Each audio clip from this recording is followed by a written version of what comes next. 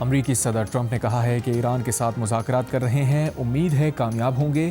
ہم ایران کے خلاف آپریشن مڈ نائٹ ہیمر بھی کر چکے ہیں۔ واشنگٹن ڈی سی میں فوج کی تعیناتی سے جرائم میں کمی آئی، امریکی شہر اب پہلے سے زیادہ محفوظ ہیں۔ ریپبلکن پارٹی کو مڈ ٹرم الیکشن جیتنا چاہیے، وفاقی حکومت کو الیکشن میں حصہ لینا چاہیے۔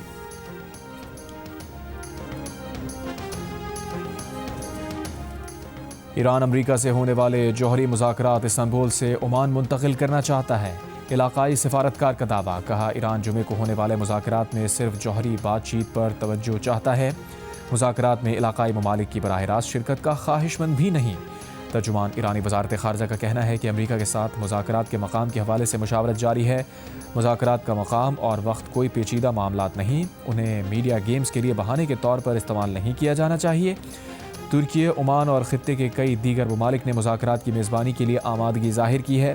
سفارتی عمل کے لیے سازگار ماحول میں مدد پر تمام دوست ممالک کی کوششوں کو سراہتے ہیں۔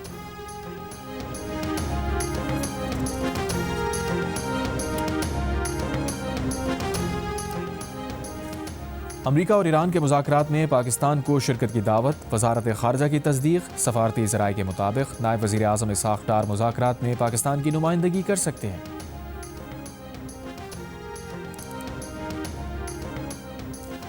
امریکی بحریہ نے بحیرہ عرب میں ایران کے ڈرون کو مار گرایا۔ امریکی سینٹ کام کا کہنا ہے کہ امریکی F-35 لڑاکا طیارے نے دفاع میں ایرانی ڈرون کو مار گرایا۔ کسی امریکی فوجی یا فوجی ساز و سامان کو نقصان نہیں پہنچا۔ امریکی عہدیدار کا کہنا ہے کہ ایرانی ڈرون بحری بیڑے ابراہم لنکن کی جانب بڑھ رہا تھا۔ ایران کا کہنا ہے کہ ڈرون نے بین الاقوامی پانیوں میں سرویلنس مشن مکمل کر لیا تھا۔ دوسری جانب آبنائے ہرمز میں پاسداران انقلاب کی کشتیوں نے امریکی پرچم والے جہاز کو روک لیا۔ ترجمان سینٹ کام نے کہا پاسداران انقلاب کی کشتیاں اور ایرانی ڈرون امریکی پرچم والے جہاز تک پہنچے اور جہاز کو قبضے میں لینے کی دھمکی دی۔ ایران کا کہنا ہے کہ ایرانی کشتیوں کی جانب سے وارننگ ملنے کے بعد جہاز علاقے سے نکل گیا۔ ترجمان وائٹ ہاؤس کے مطابق ایران کے ساتھ رواں ہفتے ہونے والی بات چیت طے شدہ وقت کے مطابق ہوگی۔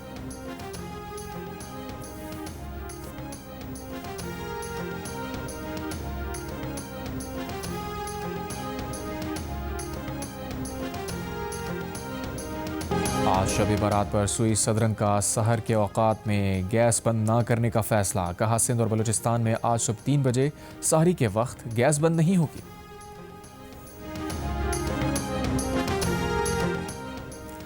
واشنگٹن میں امریکی وزیر خارجہ مارکو روبیو کی بھارتی ہم منصب جے شنکر سے ملاقات۔ صدر ٹرمپ نے بھارت پر عائد ٹیرف 50% سے کم کر کے 18% کرنے کا اعلان کیا تھا۔ ٹیرف میں کمی کا مقصد بھارت کو روس سے تیل خریدنے سے روکنا اور تجارتی رکاوٹوں کو ختم کرنا ہے۔ ڈیل کے تحت بھارت امریکہ سے توانائی، کوئلہ، ٹیکنالوجی اور فارم مصنوعات خریدے گا۔ جاپان کے شہنشاہ کی 66ویں سالگرہ پر کراچی میں تقریب، گورنر سندھ کامران خان ٹیسوری کی بطور مہمان خصوصی شرکت۔ جاپانی کونسل جنرل ہاتوری ماسارو نے گورنر سندھ کا استقبال کیا۔ گورنر سندھ نے کونسل جنرل اور دیگر مہمانوں کے ساتھ کیک کاٹا، کہا جاپان کے ساتھ تعلقات کو قدر کی نگاہ سے دیکھتے ہیں۔ پاک جاپان دیرینہ دوستانہ تعلقات مزید مضبوط بنانے کے عزم کا اظہار۔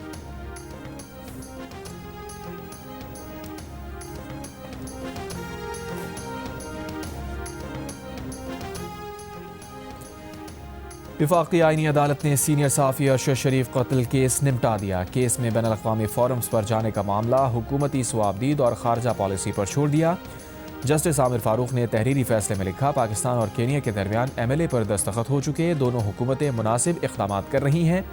خصوصی مشترکہ تحقیقاتی ٹیم کی اب تک کی کارروائی پر کسی فریق نے اعتراض نہیں اٹھایا۔ اس وقت عدالتی مداخلت کی ضرورت نہیں، سو موٹو کیس اور تمام متعلقہ درخواستیں نمٹائی جاتی ہیں۔ ورثاء کسی بھی معاملے پر متعلقہ عدالتوں سے رجوع کر سکتے ہیں۔ لیبیا کے سابق رہنما معمر قذافی کے بیٹے سیف الاسلام قذافی کو قتل کر دیا گیا۔ عرب میڈیا کے مطابق سیف الاسلام قذافی کو 4 افراد نے گولیاں ماری۔ سعودی ولی عہد شہزادہ محمد بن سلمان کی دعوت پر ترک صدر رجب طیب ایردوان کی ریاض آمد۔ شاہی محل قصر یمامہ پہنچنے پر سعودی ولی عہد محمد بن سلمان نے ترک صدر کا استقبال کیا۔ دونوں ممالک کے درمیان سولر انرجی معاہدے پر دستخط۔ معاہدے کے تحت سعودی عرب ترکی میں 5 گیگا واٹ کی سولر انرجی منصوبے پر کام کرے گا۔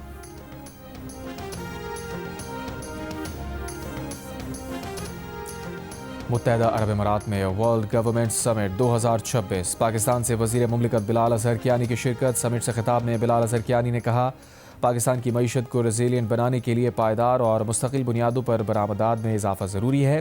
نجی شعبے کو قائدانہ کردار دے کر پاکستان برآمدات پر مبنی پائیدار ترقی کے راستے پر آگے بڑھ رہا ہے تاکہ روزگار اور زر مبادلہ کے ذخائر بڑھیں۔ SIFC سرمایہ کاروں کے لیے ون ونڈو سہولت ہے۔ جیو نیوز سے گفتگو میں بلال اظہر کیانی نے کہا دبئی ورلڈ سمٹ میں پاکستان کی سفارتی کامیابیاں واضح نظر آ رہی ہیں۔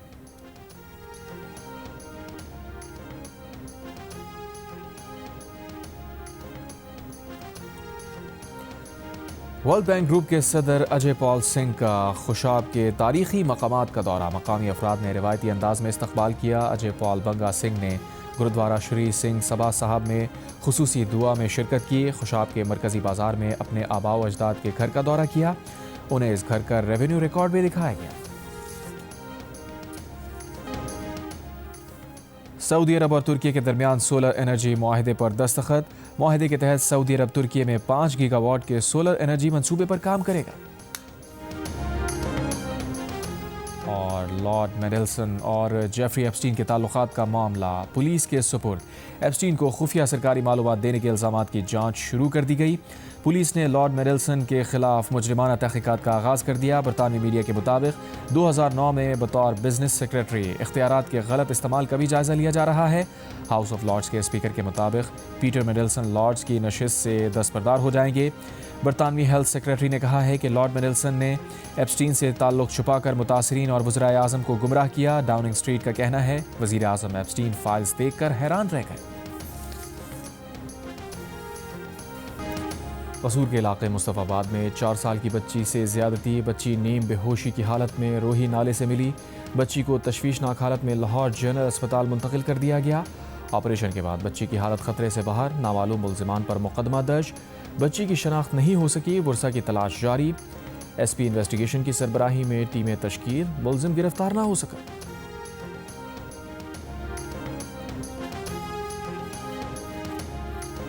پنجاب کے اندر ایک لا لے کے آ رہے ہیں جس میں جو گٹر کا ڈھکن چوری کرے گا، جو گٹر کا ڈھکن بیچے گا، جو گٹر کا ڈھکن خریدے گا، اس سب کو 1 سے 10 سال قید ہوگی۔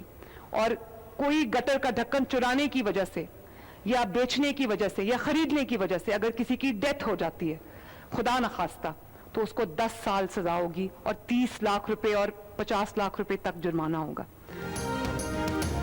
وزیر اعلیٰ پنجاب مریم نواز نے کہا ہے کہ پنجاب میں قانون لا رہے ہیں۔ گٹر کا ڈھکن چوری، خریدنے اور بیچنے والوں کو 1 سے 10 سال قید ہوگی اور اگر گٹر میں گر کر کسی کی جان گئی تو لاکھوں روپے جرمانہ بھی ہوگا۔